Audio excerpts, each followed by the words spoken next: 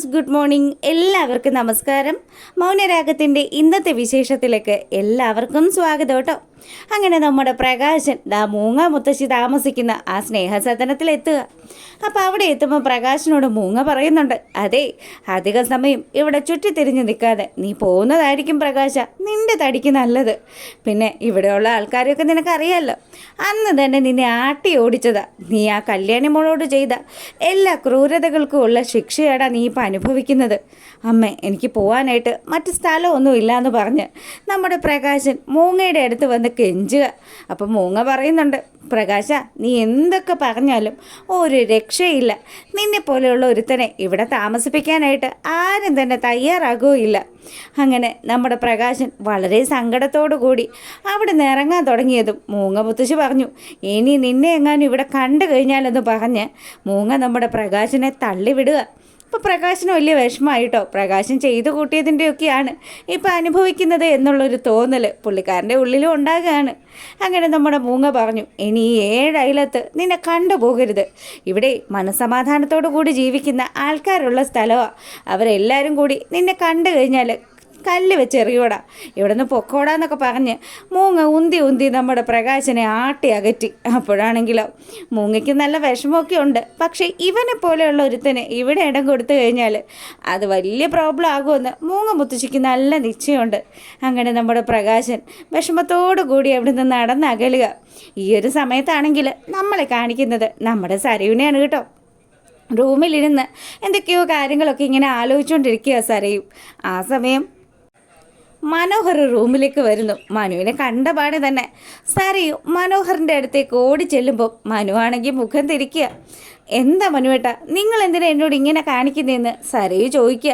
അപ്പോൾ ആ ഒരു സമയത്ത് നമ്മുടെ മനു പറഞ്ഞു, അതെ, 24 മണിക്കൂറും എൻ്റെ പിന്നാലെ നടക്കുന്ന എന്നെ സംശയിക്കുന്ന ഒരു ഭാര്യയുടെ കൂടെ ജീവിക്കാൻ വലിയ ബുദ്ധിമുട്ടാണ്.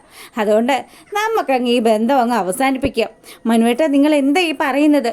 ഞാൻ ചെയ്തത് തെറ്റാണെന്നൊക്കെ എനിക്കറിയാം. എന്തായാലും മനുവേട്ടൻ എന്നോട് ക്ഷമിക്കണം. ഇല്ല സരയു, നിൻ്റെ ഒപ്പം ജീവിക്കാൻ ഇച്ചിരി ബുദ്ധിമുട്ടുണ്ട്. നിന്നോട് ഞാൻ കാര്യങ്ങളൊക്കെ പറഞ്ഞതല്ലേ, എൻ്റെ ചങ്ക് തുറന്ന് കാണിച്ചതല്ലേ എന്നൊക്കെ പറഞ്ഞ് മനോഹർ വലിയ ഷോ നടത്തുക. ഈ സമയമാണെങ്കിൽ സരയു പറഞ്ഞു, മനുവേട്ട, എനിക്കൊരു അബദ്ധം പറ്റിപ്പോയതല്ലേ, ഇനി ഒരിക്കലും ഞാൻ മനുവേട്ടനെ സംശയിക്കില്ല. വേണ്ടെന്നേ, വേണ്ട, നമുക്ക് അമേരിക്കയിലേക്ക് പോകാമെന്നുള്ള ആ പ്ലാൻ അങ്ങ് അവസാനിപ്പിച്ചേക്കാം. ഞാൻ ടിക്കറ്റ് ക്യാൻസൽ ചെയ്യാൻ പോവാമെന്ന് പറഞ്ഞതും സരയു ആണെങ്കിൽ ഇടിവെട്ട് കൊണ്ട പോലെ നിൽക്കുക. മനുവേട്ട, സത്യമായിട്ടും എനിക്കൊരു അബദ്ധം പറ്റിപ്പോയതാ. പിന്നെ അബദ്ധം, ഞാൻ പോകുന്ന സ്ഥലത്തൊക്കെ നടന്ന് എന്നെക്കുറിച്ച് അന്വേഷിച്ചതാണോടി അബദ്ധം എന്ന് പറയുന്നത്? ഇതൊക്കെ നിനക്ക് എന്നോടുള്ള സംശയം കൊണ്ട് ചെയ്യുന്നതല്ലേ? നിന്നെ പോലെയുള്ള ഒരുത്തിയെ സഹിക്കുന്നതിന് എനിക്ക് ഇങ്ങോട്ട് അവാർഡ് തരണമെന്നൊക്കെ പറഞ്ഞ് മനോഹർ ഭയങ്കര നാടകം കളിക്കുക. സരയുവാണെങ്കിലോ, മനുവേട്ട, ഇനി ഒരിക്കലും ഞാൻ ഈ തെറ്റുകളൊന്നും ആവർത്തിക്കില്ല എന്ന് പറഞ്ഞ് മനോഹറിൻ്റെ കാലിൽ കെട്ടി വീഴുക. അങ്ങനെ അവൻ ആലോചിച്ചതും അവൻ പ്ലാൻ ചെയ്തതുപോലെയും കാര്യങ്ങളൊക്കെ നടക്കുക. പിന്നീട് നമ്മുടെ പ്രകാശനെ കാണിക്കുക. എങ്ങും ഒരു മാർഗവും ഇല്ല ജീവിക്കാനായിട്ട്. അങ്ങനെ നമ്മുടെ പ്രകാശൻ ഒരു മീൻ കടയിൽ ജോലിക്ക് കയറുക. അവിടുത്തെ മുതലാളിയാണെങ്കിൽ ഒരു ഇച്ചിരി മുറ്റാട്ടോ. നമ്മുടെ പ്രകാശനാണെങ്കിൽ പണിയെടുക്കാനായിട്ട് ഇപ്പോൾ ബുദ്ധിമുട്ടുണ്ടല്ലോ. അതുകൊണ്ട് തന്നെ പ്രകാശൻ ആ ഒരു മീനൊക്കെ എടുത്ത് ഒരു ട്രെയിലാക്കി ഇങ്ങനെ നിൽക്കുമ്പം, എന്താടാ, നിനക്ക് ജോലി എടുക്കാൻ എന്തെങ്കിലും പ്രയാസമുണ്ടോ? എടാ, മര്യാദയ്ക്ക് ജോലി ചെയ്താൽ നിനക്ക് നല്ല പൈസ കിട്ടും. അല്ലാതെ നാറ്റമാണെന്ന് പറഞ്ഞ് മാറി നിന്ന് കഴിഞ്ഞാൽ നിന്നെ പോലെയുള്ള ഒരുത്തനെ ഞാനിവിടെ ഇനി നിർത്തത്തില്ല എന്ന് അയാൾ നമ്മുടെ പ്രകാശൻ്റെ മുഖത്ത് നോക്കി പറയുക. പ്രകാശൻ ഇങ്ങനെ എന്ത് ചെയ്യണമെന്ന് ആലോചിച്ച് വിഷമിച്ച് നിൽക്കുന്ന സമയത്ത് നമ്മുടെ രാജപ്പൻ അവിടെ അവതരിക്കുന്നു. രാജപ്പൻ വന്നിട്ടാണെങ്കിലോ, അല്ലടാ, നീ പ്രകാശനല്ലേടാ, നീ എന്താ ഇവിടെ ഇങ്ങനെ നിൽക്കുന്നത്? അല്ലടാ പ്രകാശ, നീ ഇവിടുത്തെ മീൻകട നീ ഇങ്ങനെ വാങ്ങിച്ചോന്ന് രാജപ്പൻ ചോദിക്കുക. അല്ല രാജപ്പണ്ണ, മീൻകട എൻ്റെതാണെന്ന് ആ മുതലാളി പറയുന്നുണ്ട്. ഈ സമയമാണെങ്കിൽ, എടാ, നീ എന്തിനാ പ്രകാശ ഇങ്ങനെ കഷ്ടപ്പെടുന്നത്? നിനക്ക് ജീവിക്കാൻ വേണ്ടത് ഈ രാജപ്പൻ തരില്ലേ? ഒന്നുമില്ലേലും കുറേ കാലം അതിനു മുന്നേ നിൻ്റെ മോളെ എനിക്ക് കെട്ടിച്ചു തരാമെന്ന് നീ പറഞ്ഞതല്ലേ? അത്രയും നല്ല മനസ്സുള്ള നീ ഇങ്ങനെ കഷ്ടപ്പെടാൻ ഞാൻ സമ്മതിക്കില്ലടാ. അല്ല, നിൻ്റെ കാലിനെന്ത് പറ്റിയെന്ന് രാജപ്പൻ ചോദിക്കുക. ഇയാൾക്കിതൊന്നും ഓർമ്മയില്ലേന്ന് നമ്മുടെ പ്രകാശനും മനസ്സിലാലോചിക്കുന്നുണ്ട്. രാജപ്പനും വട്ടായ വിവരമൊന്നും പ്രകാശൻ അറിയത്തില്ലെന്ന് തോന്നുന്നു. അങ്ങനെ നമ്മുടെ രാജപ്പനാണെങ്കിൽ പ്രകാശനോട് പറഞ്ഞു, അതേ ഒരു കാര്യം ചെയ്, നീ ഇവിടുത്തെ പണിയൊക്കെ അങ്ങ് അവസാനിപ്പിച്ച് എന്നിട്ട് എവിടെയെങ്കിലും ഒരു നല്ല തട്ടുകട അങ്ങ് തുടങ്ങ്. എടാ നിനക്ക് എത്ര രൂപ വേണം, ഞാൻ നിന്നെ സഹായിക്കാമല്ലോ എന്ന് പറഞ്ഞ് കയ്യിലുണ്ടായിരുന്ന ഒരു പൊതിയെടുത്ത് നമ്മുടെ പ്രകാശൻ്റെ കയ്യിൽ കൊടുക്കുക. എടാ പ്രകാശ, ഇതൊരു 10 ലക്ഷം രൂപയുണ്ട്.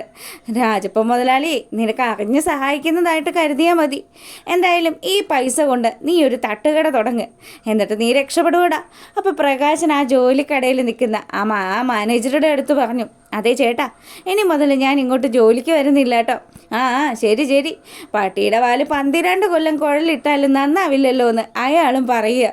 അങ്ങനെ നമ്മുടെ പ്രകാശൻ അവിടെ നിന്ന് നേരെ പോകുന്നത് ഒരു ഹോട്ടലിലേക്കാണ്. അവിടെ ചെന്നതും അവിടുത്തെ ചിക്കൻ ഫ്രൈയും പൊറോട്ടയും അതുപോലെ ജ്യൂസും ഒക്കെ വാങ്ങിച്ച് വിശാലമായിട്ടിരുന്ന ആൾ തട്ടിക്കൊണ്ടിരിക്കുക. അപ്പോഴാണ് നമ്മുടെ ഹരിയേട്ടൻ അങ്ങോട്ടേക്ക് വരുന്നത്. ഹരിയേട്ടനെ കണ്ടപാടെ തന്നെ പ്രകാശൻ പറഞ്ഞു, അല്ല സാറേ, ഹരി സാറേ, ദേ ഇത്തവണ ഹരിസാറ് കഴിക്കുന്നതിൻ്റെ ഭക്ഷണത്തിൻ്റെ ആ ഒരു ബില്ല് കൂടി ഈ പ്രകാശന് പേ ചെയ്യാനുള്ള അനുവാദം തരണം കേട്ടോ. എന്താടാ പ്രകാശ, ഇത്തവണ ഏതമ്പല നടയിൽ പോയിരുന്ന് തെണ്ടിയിട്ടാ നിനക്ക് ഇത്രയും കാശ് കിട്ടിയെന്ന് നമ്മുടെ ഹരിയേട്ടൻ പ്രകാശനെ കളിയാക്കി സംസാരിക്കുക. മനസ്സിലാകും സാറേ, ഞാൻ അതുപോലെയല്ലേ നിങ്ങളോടൊക്കെ സംസാരിച്ചിട്ടുള്ളത്. അവിടെ ആ കമ്പനിയിലുണ്ടായിരുന്ന സമയത്ത് ഞാൻ സാറിനെ ഒരുപാട് വിഷമിപ്പിച്ചിട്ടുണ്ട്. ഇനിയിപ്പം കാര്യങ്ങളൊക്കെ മനസ്സിലാക്കി ജീവിക്കുക. എനിക്ക് ഒരുപാട് തെറ്റുകൾ ഒക്കെ സംഭവിച്ചു പോയിട്ടുണ്ട്. എല്ലാത്തിനും ഞാനിപ്പോൾ മാപ്പ് പറയുകയാണ്. ഹരിസാർ ഒന്നും മനസ്സിൽ വിചാരിക്കരുത് കേട്ടോ. അതുകൊണ്ട് ഇന്ന് ഹരിസാർ കഴിക്കുന്ന ഭക്ഷണത്തിൻ്റെ ബില്ല് അത് ഞാൻ പേ ചെയ്യാമെന്ന്. വേണ്ടടാ പ്രകാശ. അപ്പോഴത്തേക്കിനും അവിടെ ഓർഡർ എടുക്കുന്ന പയ്യൻ വന്നതും ഹരിസാർ കട്ട്ലേറ്റും പൈനാപ്പിൾ ജ്യൂസും ഒക്കെ ഓർഡർ ചെയ്യുക. അങ്ങനെ ആശാനും അവിടെ ഇരുന്ന് കഴിക്കുന്നു. പ്രകാശൻ അടുത്ത സെറ്റ് പൊറോട്ടയും ചിക്കൻ ഫ്രൈയും ഒക്കെ വാങ്ങിച്ച് കാര്യത്തിനങ്ങ് കഴിച്ചുകൊണ്ടിരിക്കുക. ഈ സമയമാണെങ്കിലോ ആ ബില്ല് കൊടുക്കാനായിട്ട് ആ പയ്യൻ വന്നിട്ട് പ്രകാശൻ്റെ അടുത്ത് കൊടുത്തതും പ്രകാശൻ പതുക്കെ അവിടെ നിന്ന് എഴുന്നേറ്റു. ഇപ്പം തരാട്ടോ, ഞാനൊന്ന് കൈ വാഷ് ചെയ്തിട്ട് വരട്ടെ. അങ്ങനെ വാഷ് ചെയ്ത് വരുന്ന പ്രകാശൻ നമ്മുടെ രാജപ്പൻ കൊടുത്ത ആ പൊതിയുണ്ടല്ലോ അത് തുറന്ന് നോക്കുമ്പോൾ ശരിക്കും അങ്ങ് അന്തം വിട്ടു. ഈശ്വര, ഇതിനകത്തെന്താ ഇലയാണല്ലോ. അപ്പം രാജപ്പന് മുഴുവട്ടായി എന്നുള്ള കാര്യം നമ്മുടെ പ്രകാശനും കത്തുകയാണ്. അങ്ങനെ ആ കാശാണെന്ന് പറഞ്ഞ് പ്രകാശൻ്റെ കൈ കൊടുത്തത് ചൊറിയണത്തിൻ്റെ ഇലയായിരുന്നു. അതെടുത്തതും പ്രകാശൻ്റെ കൈയും ചൊറിയാൻ തുടങ്ങി. അങ്ങനെ ആ ഇല താഴെ വീണതും മാനേജറും കൂട്ടരും ഒക്കെ അവിടെ വന്നു കേട്ടോ. എന്നിട്ട് അവർ പറയുന്നുണ്ട്, അതേ ചില അവന്മാരുടെ സ്ഥിരം നമ്പറായത്. എടാ നിന്നെ കൊണ്ട് എങ്ങനെ ഇതിനൊക്കെ മുതലാക്കിക്കണമെന്ന് നല്ല രീതിയിൽ എനിക്കറിയാടാ. അപ്പോഴത്തേക്കിനെ ഹരിയേട്ടൻ എഴുന്നേറ്റു. പുള്ളിക്കാരൻ പറഞ്ഞു, എടാ പ്രകാശ, ഇപ്പം നീ കഴിച്ചതിൻ്റെ ഭക്ഷണത്തിൻ്റെ ആ ഒരു ബില്ല് ഞാൻ പേ ചെയ്യേണ്ടി വരുമോടാ? വേണ്ട സാറേ, എന്നെ രാജപ്പൻ പറ്റിച്ചതാ. എടാ മണ്ട, നീ അല്ലാതെ ആരെങ്കിലും രാജപ്പൻ്റെ അടുത്തുനിന്ന് പൈസ വാങ്ങിക്കുമോ? അവന് മുഴുവട്ടായിട്ട് നടക്കുക. നിനക്ക് ഇതൊക്കെ തന്നെ കിട്ടണം പ്രകാശ. നീ ചില്ലറയൊന്നും അല്ലല്ലോ കാണിച്ചു കൂട്ടിയത്. നീ ആ കല്യാണിയോട് ചെയ്തതിനൊക്കെ അനുഭവിക്കാതെ പോകാൻ പറ്റില്ലല്ലോ. അങ്ങനെ ഹരിയേട്ടനും കൈയൊഴിഞ്ഞു. അവസാനം നമ്മുടെ പ്രകാശനെ ആ മാനേജരും അവിടെ നിൽക്കുന്ന ആ ഒരു ബോയിയും കൂടെ കൊണ്ടുപോയി. എങ്ങോട്ടാണെന്നോ, അടുക്കളയിൽ കുറച്ച് പാത്രങ്ങളൊക്കെ കൂട്ടിയിട്ടിരിക്കുന്ന അടുത്തേക്ക്. അതെ, ഇന്നത്തെ ദിവസം മുഴുവനും നീ ഇവിടെ നിന്ന് പാത്രങ്ങളൊക്കെ ക്ലീൻ ചെയ്യണം. ഇച്ചിരി കൂടി മയത്തിന് പെരുമാറ് സാറേന്ന് നമ്മുടെ പ്രകാശൻ അവരുടെ അടുത്ത് പറയുക. എടാ നിന്നെ പോലെയുള്ള ഒരുപാട് ആൾക്കാരെയൊക്കെ ഡെയിലി ഞങ്ങൾ കാണാറുണ്ട്. നിന്നെയൊക്കെ എങ്ങനെ മര്യാദ പഠിപ്പിക്കണമെന്നും വളരെ വിശദമായിട്ട് തന്നെ എനിക്കറിയാം. അതുകൊണ്ട് ഇന്നത്തെ ദിവസം മുഴുവനും നീ ഇവിടെ നിന്ന് ഈ പാത്രങ്ങളൊക്കെ വൃത്തിക്ക് കഴുകി വെക്കണം. എന്നാൽ മാത്രമേ നിനക്ക് മര്യാദയ്ക്ക് ഇവിടെ നിന്ന് പോകാൻ പറ്റുള്ളൂ. നീ 350 രൂപയ്ക്കല്ലേ കഴിച്ചത്. ആ 350 രൂപയ്ക്ക് നിന്നെ കൊണ്ട് 450 രൂപയുടെ പണി ഞങ്ങൾ എടുപ്പിക്കൂടാന്നൊക്കെ അയാൾ പറയുമ്പോൾ, സാറേ ഇച്ചിരി കൂടി മാന്യമായ രീതിയിൽ പെരുമാറണം. ഞാനൊരു കള്ളനോ പിടിച്ചുപറിക്കാരനോ ഒന്നുമല്ല. എനിക്കൊരു അബദ്ധം സംഭവിച്ചു പോയതാ. ആ രാജപ്പനാണെങ്കിൽ പൂത്ത പണമാണ് അയാൾ തന്നത്. കാശായിരിക്കുമെന്ന് വിചാരിച്ചു.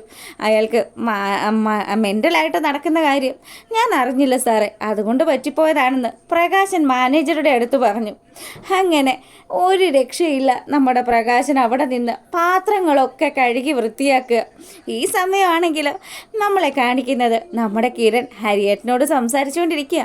ഹരിയേട്ടൻ ഫോൺ ചെയ്ത് ഇവിടെ നടന്ന ഈ ഹോട്ടലിൽ നടന്ന എല്ലാ കാര്യങ്ങളും വളരെ വിശദമായിട്ട് തന്നെ നമ്മുടെ കിരണിൻ്റെ അടുത്ത് പറഞ്ഞു. അങ്ങനെ കിരണിനാണെങ്കിലോ ചിരി അടക്കാനേ പറ്റുന്നില്ല. കിരൺ വലിയ കാര്യത്തിന് ഇങ്ങനെ ചിരിച്ചുകൊണ്ടിരിക്കുമ്പം കല്യാണിയും അതുപോലെ നമ്മുടെ ദീപയും വരിക. എന്താ കിരണേട്ടാ, എന്താ ഇങ്ങനെ ആലോചിച്ച് ഭയങ്കര ചിരിയാണല്ലോ. എൻ്റെ കല്യാണി ഒരു രക്ഷയില്ല. ദേ ഇപ്പം എന്നെ വിളിച്ചത് ഹരിയേട്ടനായിരുന്നു. ഇന്നേ ഹരിയേട്ടൻ നമ്മൾ പോകാറുള്ള ആ റെസ്റ്റോറൻ്റ് ഉണ്ടല്ലോ, അവിടെ പോയിട്ടുണ്ടായിരുന്നു. അവിടെ ചെന്നപ്പം ഹരിയേട്ടൻ ഒരാളെ കണ്ടു. എന്താ എന്താ ഹരിയേട്ടൻ കണ്ടതെന്ന് ദീപയും അതുപോലെ നമ്മുടെ കല്യാണിയും ചോദിക്കുക. അതെ, നിൻ്റെ അച്ഛനെന്ന് പറയുന്ന അവനുണ്ടല്ലോ പ്രകാശൻ, അയാൾ ഇന്ന് ആ ഹോട്ടലിൽ ചെന്നിട്ടുണ്ടായിരുന്നു. മൂക്കുമുട്ടെ ചിക്കൻ ഫ്രൈയും അതുപോലെ പൊറോട്ടയും ഒക്കെ വലിച്ചു കയറ്റി ജ്യൂസും ഒക്കെ കുടിച്ചു. അവസാനം ആശാൻ്റെ കാശ് കൊടുക്കാനായിട്ട് എഴുന്നേറ്റപ്പോഴാണ് പണി കിട്ടിയ വിവരം അറിയുന്നത്. രാജപ്പൻ എങ്ങാണ്ട് ഒരു പൊതി നിറച്ച് കാശ് കൊടുത്തതാണെന്ന് പറഞ്ഞ ആശാൻ ആ ഹോട്ടലിൽ കയറി തട്ടിയത്. പക്ഷേ പൊതി തുറന്ന് നോക്കിയപ്പോഴാണ് അങ്ങേർക്ക് ശരിക്കും കിളി പോയത്. എടി, അതിനകത്ത് ചൊറിയനത്തിൻ്റെ ഇലയായിരുന്നു. അങ്ങനെ പ്രകാശനെ കൊണ്ട് അന്നത്തെ ദിവസം മൊത്തവും അവിടെയുള്ള ആ ഒരു മാനേജർ ജോലി എടുപ്പിച്ചെന്നാണ് കേട്ടത്. എൻ്റെ ദൈവമേ, കൊള്ളാലോ. അയാൾക്ക് അത് തന്നെ വേണം. അയാൾ ഒരുപാട് പേരെ വെള്ളം കുടിപ്പിച്ചിട്ടുള്ളതാണല്ലോ. അതുകൊണ്ട് അയാൾ ഇനി ഇതല്ല, ഇതിൻ്റെ അപ്പുറത്തെ കാര്യങ്ങളായിരിക്കും അനുഭവിക്കാൻ പോവുക. ചെറിയ രീതിയിലൊന്നും അല്ലേ അയാൾ ഓരോരുത്തരെയും ഉപദ്രവിച്ചിരിക്കുന്നതെന്ന് നമ്മുടെ കല്യാണി പറയുക. അങ്ങനെ ഇതൊക്കെ കേട്ട് നമ്മുടെ ദീപയാണെങ്കിലോ ചിരി അടക്കാൻ പറ്റാത്ത അവസ്ഥയിൽ നിൽക്കുക. ദീപയ്ക്കും വലിയ സന്തോഷമായി. ആ ദുഷ്ടൻ അത് തന്നെ കിട്ടണം മോനെ. അവൻ എൻ്റെ മോളെ ഒരുപാട് കഷ്ടപ്പെടുത്തിയതല്ലേ, അതും പോരാഞ്ഞിട്ട് അവൻ ഇനി ഇപ്പോൾ ഒരു രക്ഷയും ഉണ്ടാവില്ല. ആശാൻ തട്ടുകട തുടങ്ങാൻ പോവാന്നാണ് ഹരിയേട്ടൻ്റെ അടുത്ത് പറഞ്ഞത്. എന്നിട്ട് ഇനിയിപ്പോൾ ഒരു കടയും തുടങ്ങുന്ന ലക്ഷണമൊന്നുമില്ല. ഹരിയേട്ടൻ പറഞ്ഞു കൊടുത്തിട്ടുണ്ട്, ഏതെങ്കിലും ഒരു അമ്പലനടയിൽ പോയിരുന്നാൽ അവിടുത്തെ അന്നദാനത്തിലെങ്കിലും പങ്കെടുക്കാൻ പറ്റുമെന്ന്. അങ്ങനെ ഒരു നേരത്തെ വിശപ്പ് അടക്കാൻ പറ്റുമെന്ന്. അപ്പോൾ ഇതൊക്കെ സംസാരിച്ചുകൊണ്ട് നിൽക്കുമ്പോഴത്തേക്കിനും നമ്മുടെ കാണിക്കുന്നത് നമ്മുടെ പ്രകാശനെയാണ് കേട്ടോ. പ്രകാശൻ കല്യാണിയോടും അതുപോലെ കിരണിനോടും അവളുടെ അമ്മയോടും ഒക്കെ ചെയ്ത ആ ക്രൂരതകളെക്കുറിച്ചൊക്കെ ആലോചിച്ചുകൊണ്ട് നിൽക്കുക.